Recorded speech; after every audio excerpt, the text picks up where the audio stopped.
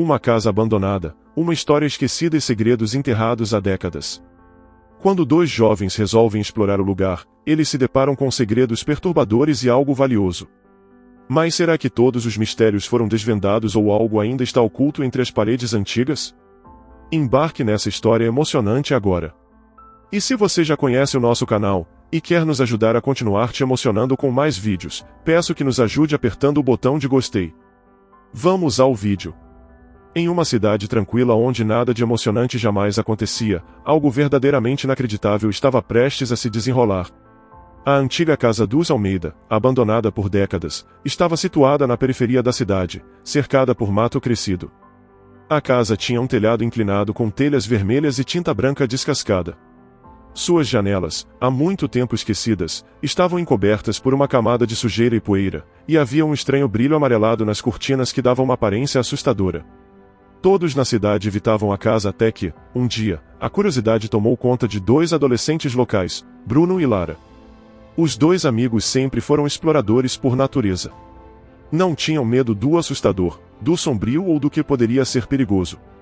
Com uma paixão por exploração urbana, os amigos de infância se aventuravam em lugares estranhos, determinados a descobrir o que os tornava interessantes. Cada visita adicionava uma história única à crescente coleção de aventuras que compartilhavam. No entanto, nenhuma daquelas inúmeras expedições os preparou para o que encontrariam naquela velha casa. A casa dos Almeida, naquele momento, apesar de ser um monumento ao abandonado, já havia sido uma grande atração de beleza em seus dias de glória. Situada bem na extremidade da cidade, era uma relíquia que falava de uma era esquecida. A natureza havia rapidamente retomado o que era seu, tornando a construção em um incômodo visual. As janelas pareciam órbitas vazias, insinuando os segredos sombrios que habitavam no interior. Mesmo com todo aquele clima de mistério, Bruno e Lara estavam determinados a explorar o local e verificar se havia alguma verdade nas inúmeras histórias que circulavam pela cidade sobre o edifício. Enquanto se aproximavam da casa, o ar parecia ficar mais frio.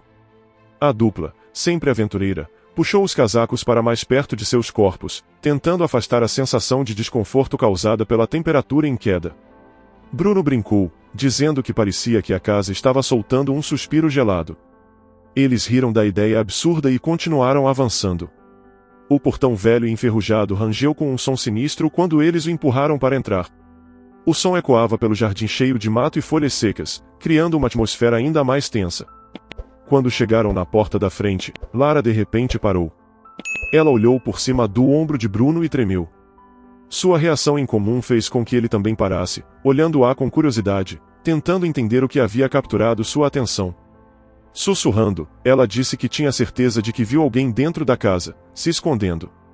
Bruno riu e balançou a cabeça, brincando que Lara devia estar começando a acreditar nas histórias fantásticas que as pessoas contavam sobre a casa. Após um pouco de esforço, conseguiram empurrar a pesada porta de madeira podre, que rangeu em protesto antes de finalmente ceder e permitir a entrada dos jovens. O interior da casa estava mergulhado em uma escuridão tão densa que parecia quase palpável. A única luz vinha de pequenos feixes de luar que passavam pelas rachaduras nas janelas. Lara espirrou várias vezes, reagindo à poeira, ao mofo e ao cheiro de decadência que impregnava o ar. Com as lanternas ligadas, Bruno e Lara começaram a explorar. Os dois ficaram impressionados com a visão à sua frente. Apesar do abandono e do descuido, a casa ainda mostrava vestígios de sua antiga grandiosidade. O que antes havia sido uma sala de estar luxuosa, estava dominada pela poeira e por vestígios do tempo. Mas alguns detalhes ainda brilhavam através da deterioração. O trabalho em madeira ao longo dos rodapés e molduras era um claro sinal da riqueza que a casa um dia abrigou. Porém, naquele momento, tudo aquilo mais parecia os restos esqueléticos de um passado de glória. O eco dos passos dos dois soava por todo o espaço enquanto exploravam o interior. Bruno apontava a lanterna pela sala, notando um padrão peculiar no chão de azulejos. Ele chamou a atenção de Lara, e os dois se aproximaram, intrigados. O design no chão parecia um mapa, algo que os levava a explorar a casa cada vez mais.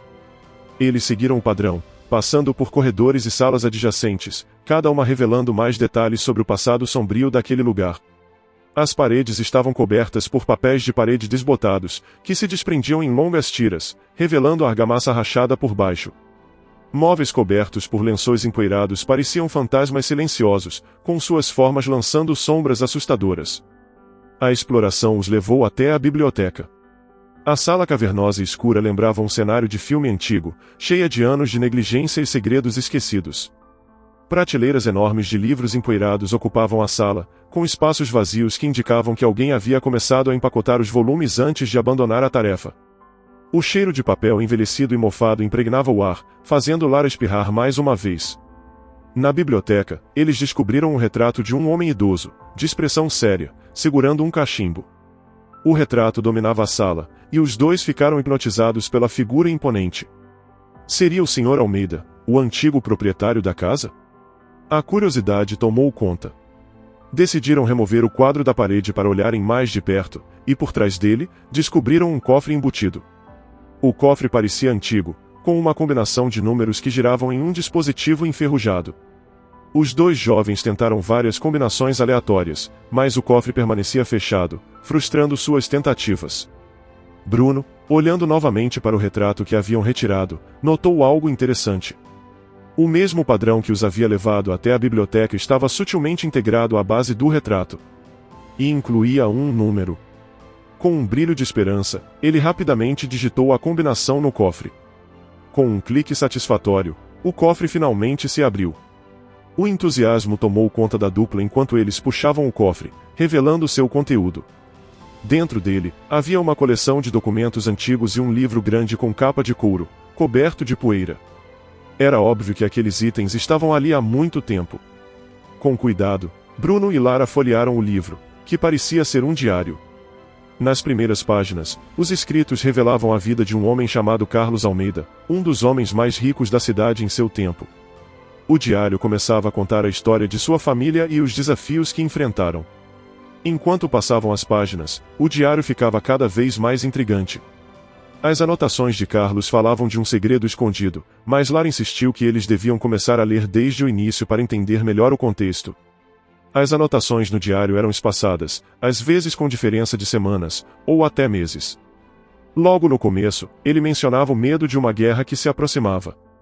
Os dois amigos se entreolharam, confusos. Guerra? Isso significava que a casa era muito mais antiga do que eles imaginavam. Talvez fosse da época de grandes conflitos que o país havia enfrentado décadas atrás. Conforme avançavam nas páginas, descobriram que o Sr. Almeida estava profundamente preocupado com o que a guerra poderia significar para os negócios da família. Ele cogitava a ideia de esconder parte da riqueza da família em lugares secretos, caso o pior acontecesse. No entanto, no meio do diário, o foco mudava de negócios para questões pessoais. Carlos escrevia sobre seu único filho, Ricardo. Ricardo havia atingido a maioridade e parecia cada vez mais envolvido com uma jovem da cidade chamada Tati. O Sr. Almeida descrevia como seu filho estava encantado por ela, mas inicialmente não deu muita importância ao romance. Ele acreditava que Ricardo estava apenas brincando com Tati, e que tudo não passava de um passatempo juvenil. Afinal, Ricardo já sabia desde cedo quem ele deveria se casar, pois o arranjo entre as duas famílias ricas havia sido feito muito antes de os jovens entrarem na adolescência. No diário, Carlos ignorava repetidamente as preocupações de sua esposa sobre o relacionamento crescente entre Ricardo e Tati. Ele considerava que sua esposa estava exagerando e ficava irritado com a insistência dela. No entanto, as coisas começaram a sair de controle quando Ricardo entrou no escritório de seu pai, para anunciar que Tati estava grávida e que ele pretendia se casar com ela. Aquela revelação levou Carlos a um ataque de fúria. Completamente cego pela raiva, Carlos se recusou a ouvir as explicações de seu filho.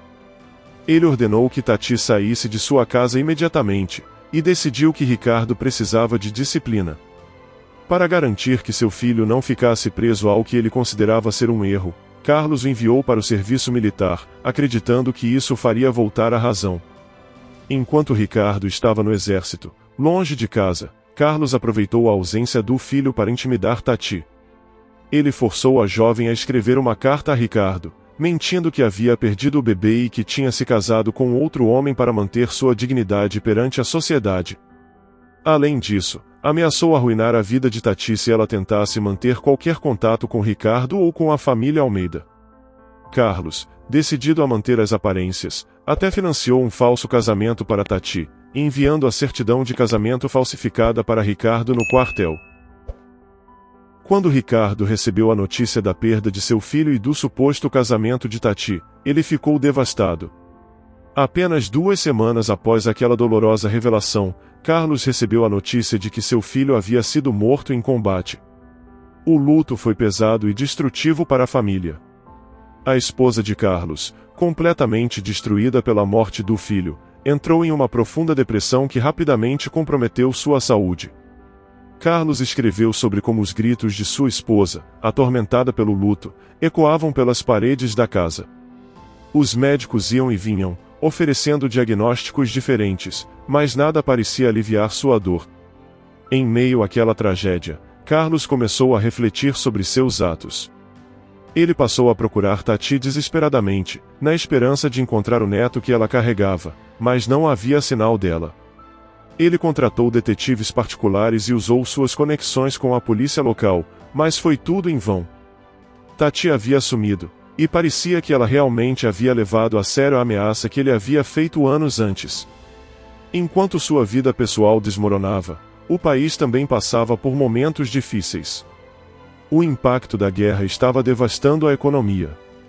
Temendo perder sua fortuna, Carlos tomou a decisão de converter grande parte de seus bens em ouro. Ele acreditava que, daquela forma, poderia esconder sua riqueza e protegê-la da instabilidade econômica que assolava o país. Bruno e Lara olharam um para o outro, sem saber o que pensar. Eles estavam em choque com tudo o que haviam descoberto até aquele momento. A cada nova página do diário, uma nova camada de mistério era revelada, e a dupla percebia que, de alguma forma, havia um caminho escondido para uma grande fortuna de ouro. No entanto, eles decidiram continuar lendo até o final, na esperança de descobrir o destino da família Almeida e o que realmente aconteceu com a suposta fortuna escondida. À medida que se aproximavam das últimas páginas, o tom das anotações de Carlos se tornava cada vez mais melancólico. Ele relatava como, após meses de sofrimento, sua esposa finalmente faleceu, incapaz de suportar a perda do filho. Sem ninguém ao seu lado, Carlos mergulhou em um isolamento profundo, trancando-se na biblioteca da casa e passando os dias murmurando sozinho.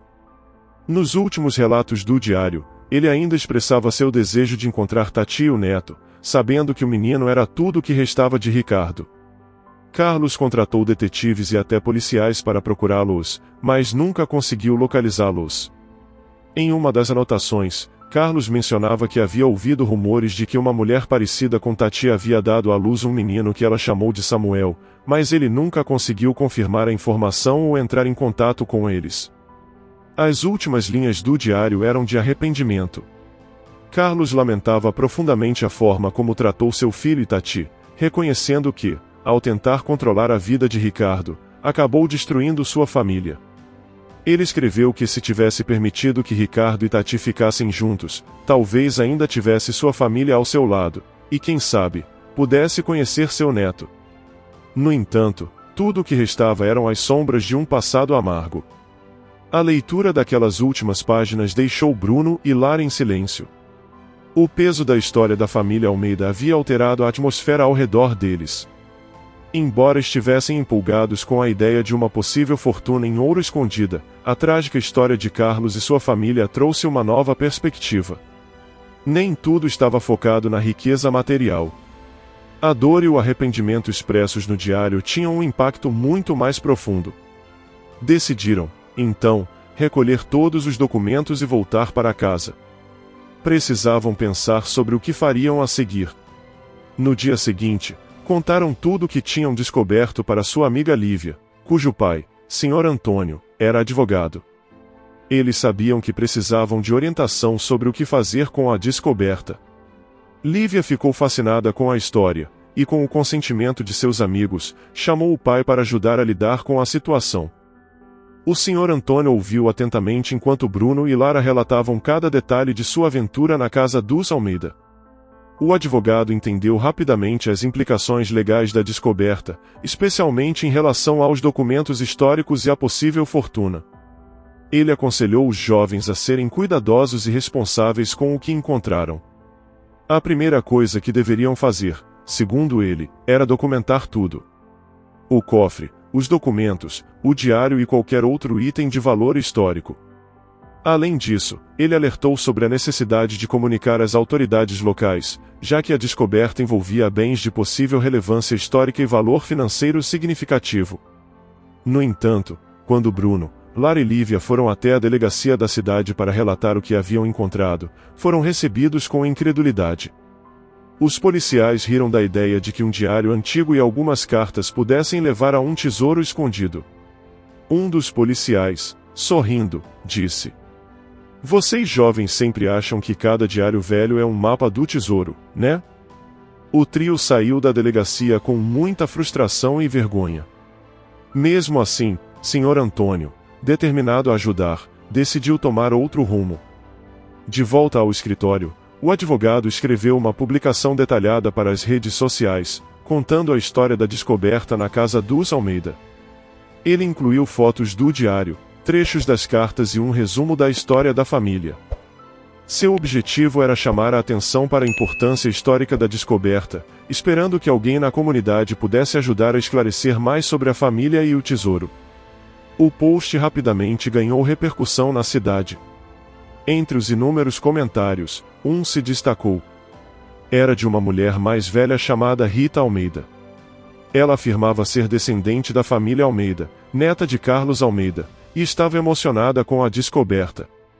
Rita comentou que havia ouvido histórias sobre o diário de seu bisavô quando era criança, mas nunca soube o que aconteceu com o diário após a casa ser abandonada. Ela pediu para se encontrar com o grupo, pois queria saber mais sobre a história da sua família. Após alguns dias, os três amigos e o Sr. Antônio se encontraram com Rita. Ela trouxe fotografias antigas de seu pai e sua mãe, e algumas cartas que sua mãe, Tati, havia guardado. Para a surpresa de todos, Rita era filha de Ricardo. O bebê que Tati carregava antes de ser expulsa da cidade, não era um menino como Carlos pensava. Rita contou que, após a morte de Carlos Almeida, sua mãe jamais tentou reivindicar a herança ou a casa. Ela preferiu se distanciar completamente do homem que havia arruinado sua vida. No entanto, Rita não guardava o mesmo rancor. Ela nunca conheceu seu avô, e não tinha interesse em conflitos passados. O que a emocionava era a possibilidade de conhecer mais sobre sua história familiar. "Este diário vale mais do que ouro para mim", disse Rita, com lágrimas nos olhos. Ela agradeceu ao grupo por terem trazido de volta a parte de sua história, que naquele momento se transformou em uma conexão muito mais profunda com suas raízes. Quanto ao ouro, a lenda permaneceu sendo apenas isso. Uma lenda. Apesar de buscas minuciosas na propriedade dos Almeida e de consultas a especialistas, nenhum ouro foi encontrado. Alguns acreditavam que o tesouro havia sido roubado, enquanto outros achavam que Carlos nunca chegou a converter a fortuna em barras de ouro. O que Bruno, Lara e Lívia aprenderam com tudo aquilo foi que a verdadeira riqueza estava nas histórias e nas lições do passado, não nas riquezas materiais. Os três jovens se tornaram celebridades locais, conhecidos por desvendar uma parte importante da história de sua cidade. No final das contas, a aventura não só fortaleceu a amizade dos três, mas também lhes deu uma nova perspectiva sobre o valor do passado. A casa dos Almeida, que passou a ser vista sob uma nova luz, se tornou um símbolo de amor, arrependimento e das consequências de decisões impensadas. Ela servia como um lembrete de que o mais importante na vida era a união da família e o poder do amor, algo muito mais valioso do que qualquer quantia em ouro. Você já se aventurou em algum lugar abandonado e encontrou algo inesperado? Já imaginou descobrir um segredo familiar que mudaria sua história para sempre? O que você faria se encontrasse um diário revelando segredos do passado? Compartilhe sua opinião nos comentários. Se você gostou dessa história emocionante, peço, por favor, que deixe um gostei neste vídeo e compartilhe com seus amigos. E este outro vídeo que está aparecendo em sua tela agora, também é muito comovente, e certamente também vai te emocionar.